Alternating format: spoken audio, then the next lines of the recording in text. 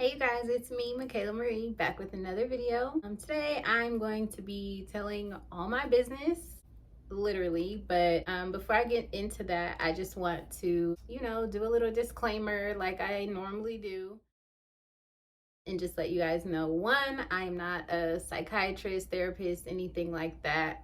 I am just super passionate about mental health.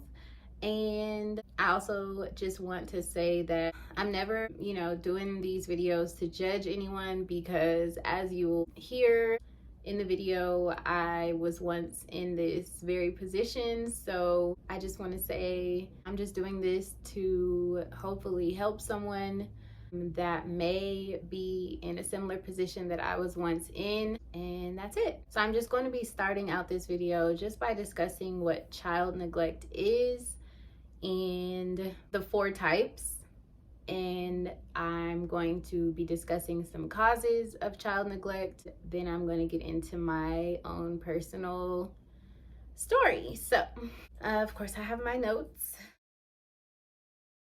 So basically what child neglect is, it's a form of abuse where a caregiver or parent deprives a child of certain things that they need to survive and thrive. Some things that can be neglected are physical, emotional, or social needs. Okay, so the 4 specific types, kind of broken down. The first one, which is physical, and it's the most common form of neglect. So it's basically a failure to provide food, shelter, and clothing. In some cases, with younger kids, it can be a lack of supervision. And then another type of neglect is educational. So basically, they are missing many days of school, always tardy to school, or they are not enrolled in school at all. Okay. And then the third form is medical. So it's basically a lack of health care. So in this case, a child is denied treatment for something that can be life-threatening or cause disabilities or disfigurement, death, or anything like that if they do not get the care that they need and in a timely manner. And then emotional neglect is the one that we're going to be focusing on today in this video. So for this one, I'm just going to read what I have word for word. Children who have been emotionally abused often feel ignored, rejected, threatened, and isolated. Their parents or caregivers have created an environment of fear, denying the child of the attention, social interaction, and emotional support they need to thrive. Before we dive a little bit deeper into that, I'm just going to list off some causes that would prevent a parent from providing adequate care. Things like poverty, basically not being able to afford adequate resources for a child is in some forms considered neglect if you're not reaching out for help to provide you with the resources that you need. Poverty itself is not considered neglect. Another cause would be poor social skills and unloving relationships, substance abuse, depression, having a large family, and lack of support for single parent households. And then this last one I'm going to get into a little bit deeper, which is misconceptions about child development and lack of empathy. So a parent who doesn't respond correctly to her child's needs often has unrealistic expectations for the child's stage of development, possibly due to the way the parent was raised. So I just kind of want to touch on that, like I said, before I get into my own personal story. Well, this is my own personal story technically, but not the story I want to get into. So I want to say, I cannot say this enough, that I always felt like loved and, supported growing up. I never experienced neglect or trauma in the way that most people would think about it. And I don't want this to come off as though I didn't have like the most loving and, supportive parents ever. Like, I fully understand how certain things can just fall by the wayside. You don't necessarily know that certain things or lack of can harm your child in such a huge way. It's just times the way that you grew up is obviously carries over into your parenting. So I just don't want my parents or anyone's parents to feel like they failed their children because of a lack of knowledge. It was feel like it was a part of my journey. It was always supposed to be the way that it was, and I just don't hold any ill feelings towards them. So I want to say that because I feel like that's super important to just clear up any misconceptions before it even gets too far. Okay, that being said, when you're a kid, you look up to adults, specifically your parents, and you always look at them as being like these perfect people that know it all, they have it all together. And once you become an adult, more specifically, once you become a parent, you find out very quickly that you don't have it all figured out. We're all just learning as we go, and we do the best with what we have. And when we know better, we do better. I probably said this already, but each generation does better than the last. So I know my mom provided things that she did not have in her own childhood, and I'm so grateful for that. And I, in turn, am adding on to that by just growing as a parent from what I learned from my mom, and then so on and so forth. So there's that. Okay. Now that we got that out of the way, hopefully everything was said correctly so that it portrays exactly what I'm trying to say.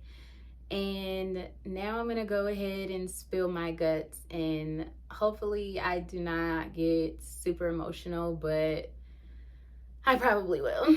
Okay, so I guess I'll start in 2021. This is when it all, I guess, started to spiral out of control the most. It's not necessarily when it started, but yeah, it was definitely spiraling. I fell into a deep depression. It was the darkest time in my life for sure. I to the point where I could barely get out of bed. If it wasn't for having to care for my son, I probably would have just stayed in the bed for days. I was only getting out of bed to make food for my son or take him to school. You know, I would get up, get him ready, take him to school, and then when it was time to pick him up, I would get back up out of the bed, go and pick him up and bring him home. Oftentimes, I just took him to my mom's or had her pick him up so that he can not be around me while I was just moping around or whatever the case. So, yeah, there was that. And after a while, I fell into a cycle of um, barely working. I was able to pick my schedule when I would work. So that was maybe or maybe not the best thing, but when I needed money to pay for bills or pay for whatever, I was able to get up and go and work. And when I wasn't, I was either smoking heavily or just, sleeping, laying around. Looking back now, that was also the heaviest I had ever been, and I truly did not recognize who I had become. Like, literally, looking back at pictures now, from, having a more clear mindset, I can clearly see, even in my face and eyes, like the misery and then the weight. I truly don't recognize that person, compared to who I am today. It's crazy. It's a completely different person. I remember my son asking to go to the park, and I would just always have an excuse to why not today, not today, basically. Um, so that's also something, it makes me quite emotional. I also didn't recognize my son once I kind of came out of the fog. I mean, I was hardly sober. I was pretty much high the whole time, which at the time I just felt like I can still function and I still felt like I was still present, but I didn't. My son like grew up right in front of right before my eyes, and when I finally came out of the depression, I remember looking at pictures and just like barely being able to recognize him because he had grown so much and I hadn't even, I kind of felt like I missed it. Um, so once I completely like sobered up, I realized that I was having to get to know my son all over again. He had like grown up and I wasn't there. And that's something that I'll always have to live with. Okay, I was just balling all over the place. I took a little break, so hopefully I can maybe keep my composure while I tell this part. But so basically, I would be going to the bathroom to smoke. I was trying to smoke when I was also taking a shower so that, you know, the time, the steam, and everything would just kind of give the smoke some time to, dissipate or whatever I'm trying to say. So this particular night, it was like evening, nighttime. My son normally goes to bed around 8:30. So it was before that time, maybe like 7 or something like that. So I had went into the shower and he knocked on the door and he had said something, but I wasn't able to really hear what he was asking me or telling me because I also had the music playing. So I knew that whatever it was, it didn't sound like, I need to use the bathroom. So I was just like, okay, hold on, Bubba, like, just tell me when I get out. So once I finished my shower, I got out and I came out to find him laying on the couch, sleep, which may not sound, too terrible. Maybe, I don't know. But for my son, that was like a rare occurrence. The only other time he's really fallen asleep anywhere besides his bed was like he'll come into my bed here and there and lay down with me. That's pretty much it. Other than that, I have to tell him it's bedtime for him to go and lay down. So that in itself like broke my heart because one, I didn't know what he had needed, and just the thought of him like going to sleep on his own, it just broke me. We didn't get to do our bedtime routine, which is that's kind of like our thing, our time. And so it just, like I said, it just really broke my heart.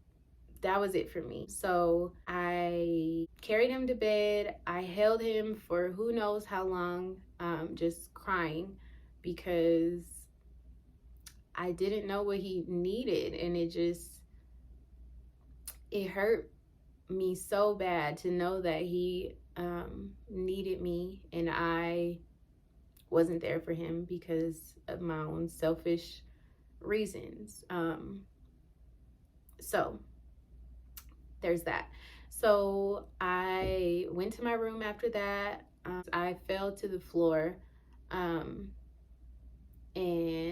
I just cried out to God. I ugly cried and I just prayed for God to change me, fix me. I do not want to be this person anymore.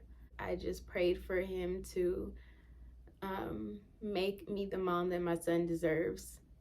Um, and so after that, um, God really broke me. Like, I thought I was broken. He broke me apart completely. Um, so that I was faced with everything. He revealed a lot of things to me about myself that I needed to fix and change. And then he put me back together. I don't really remember when that night in particular was, but I know that when I was, finding God and getting closer to God, this particular video, The Undoing by Sarah Jakes Roberts, and The Undoing, the way that was so fitting in my life. Like, that video came out in July and I watched it December 8th. So whenever that night that happened with Bubba, that was before that. I don't remember. It maybe was in like November sometime. I'm not sure. But the next like specific moment that I remember from there, the very first night that I got to Mexico for one of my really good friends' wedding, I was on the beach and it was so peaceful. Every time I think about it, it just brings me so much peace and like calm. And in that moment, I was just feeling so grateful. And like the whole time I was in Mexico, I felt like I was surrounded by love. You could literally feel it. It was everywhere. And so I don't know, I just felt like I could finally exhale, and I just started bawling like uncontrollably. Like, it was me feeling grateful, me feeling peace, me feeling the love. Like, I was just bawling, like literally. I was really trying to stop. I really couldn't stop it. At one point I just kind of was like I just feel God. Like, it was undeniable. And so I just felt like I was in his presence, and I was just crying my eyes out. So this whole time I'm still like smoking and drinking and still doing my own thing. I had stopped like smoking when my son was home. I had switched to edibles by this point so that I was still numbing my insecurity, still trying to fill this void. So yeah. And then I don't remember the exact video that I watched, but it was Michael Todd Transformation Church on YouTube. And it was another video where I had been watching his sermons and really getting into it and really feeling the presence of God, the Holy Spirit. And so this particular video, it was sometime in March. I watched it, and at the end of all of his videos, he asked if anyone wants to give their life to God. And so in that moment I did, and that was like the most eye-opening experience for me, because I finally was able to I had already stopped drinking somewhere between the Mexico experience and March, but I was still smoking and taking edibles. I went from edibles, I literally just said it, I went from like edibles to like a vape pen, which I had noticed it wasn't as strong, it didn't get me as high, and so I kind of used that opportunity to wean myself from smoking. But then once I officially like gave my life over to God, I just gave it up completely. And it was so easy for me because he had already been healing me of like past traumas and things like that. So I was really able to give everything up, like everything that was holding me hostage for years. And I'm so grateful, and still I'm still growing, of course, every day. I'm still learning. I'm very much still not perfect. I am still working on my road rage and my patience. But when it comes to my son, I do not spank him anymore. I don't yell at him anymore. I'm able to be um, more aware of his needs, his emotions. I'm just so grateful to God. He literally met me where I was when I was at my absolute worst. He still showed me so much grace and mercy, and I'm just grateful. And I truly hope that this helps someone else. And I've never told anyone that story besides my best friend, which I just told her that recently. And I know that I was, over that hump, because I was gonna take that to the grave with me. I was not planning to tell anyone about that, because that was absolute rock bottom for me. And I was embarrassed and ashamed, and I never wanted anyone to know that, especially not the internet. Like, my mom is gonna see this. I never wanted her to know any of that. Like, so I know that I've been completely like delivered from all of it, and I'm just so grateful to God. And like I said, I just hope that this finds whoever needs it as well. And yeah, so as always, thank you so much for watching. If you made it all the way to the end of this video, I'm so grateful for you. I love you, and God loves you, and I will catch you in the next one. Okay, bye.